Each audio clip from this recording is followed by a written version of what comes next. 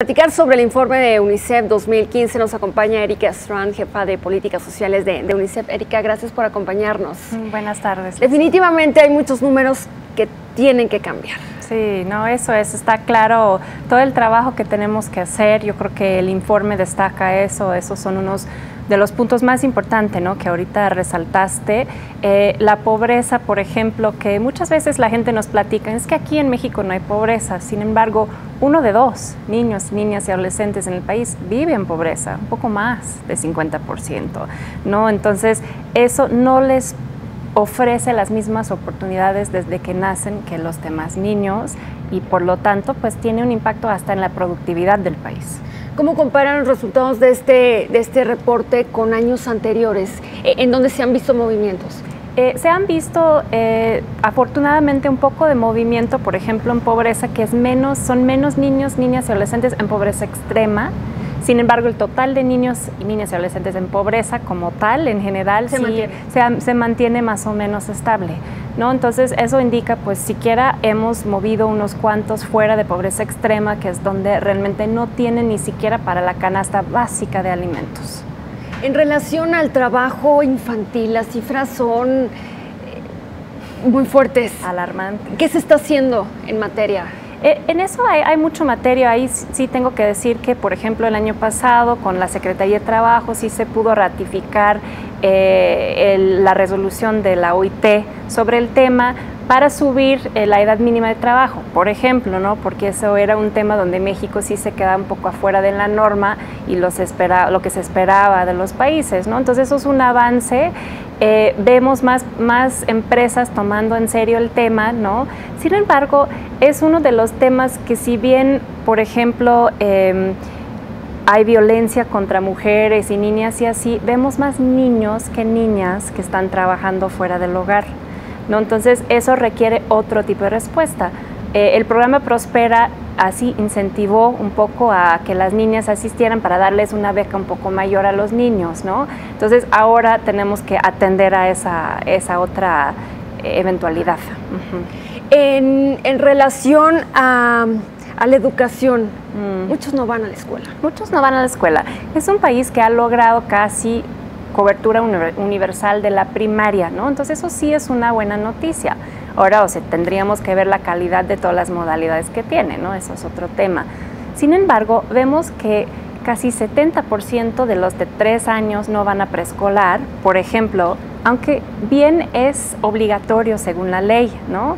Vamos a ver lo que pasa con llevar a escala la obligatoriedad de la media superior, ¿no?, que está en un proceso también similar, pero finalmente hay tanto problemas de demanda que las familias por algo no quieren mandar a los niños tan chiquitos a la escuela a los 3 años, que no confían, que no les convienen, o hay problemas de cobertura todavía.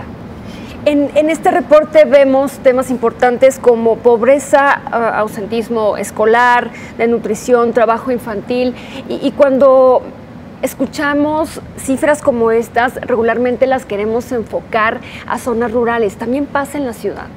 Sí, también pasa en la ciudad y mucho de esos temas se ve de otra forma. Sabemos que los niños están entrando en zonas como Ecatepec, muchos por día que llegan de zonas rurales. Entonces, no es tan fácil de hablar de zonas rurales y zonas urbanas como si fueran completamente distintas, ¿no? Hay una migración interna, por así decir, que cambia, y muchas fallas también en la ciudad, ¿no? Tenemos muchos casos de violencia, por ejemplo.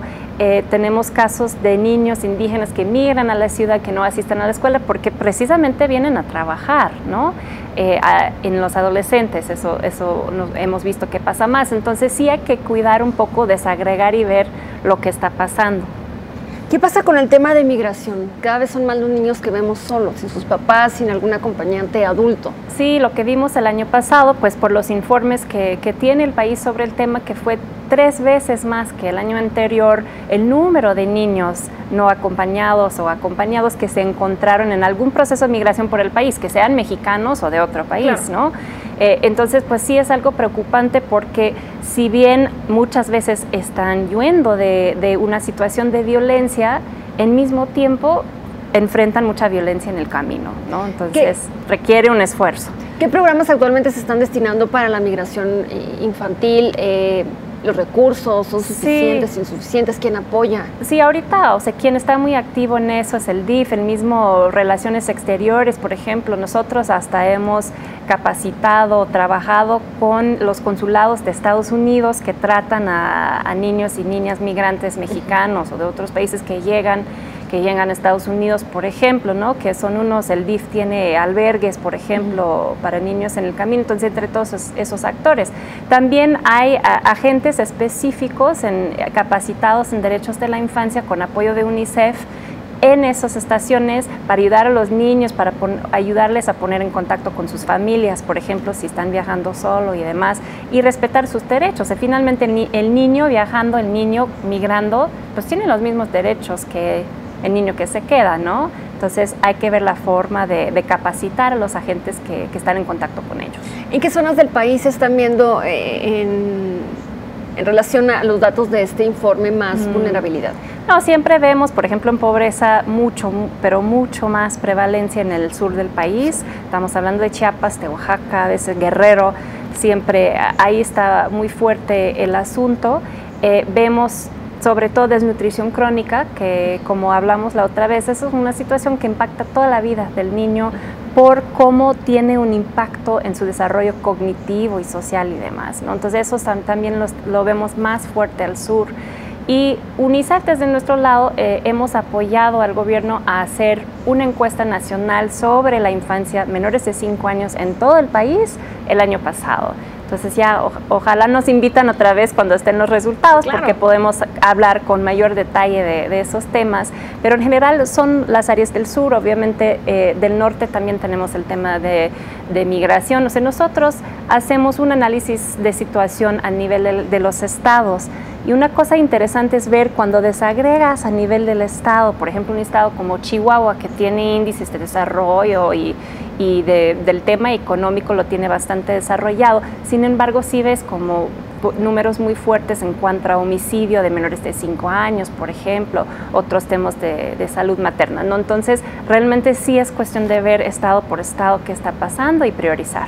Erika, una última pregunta.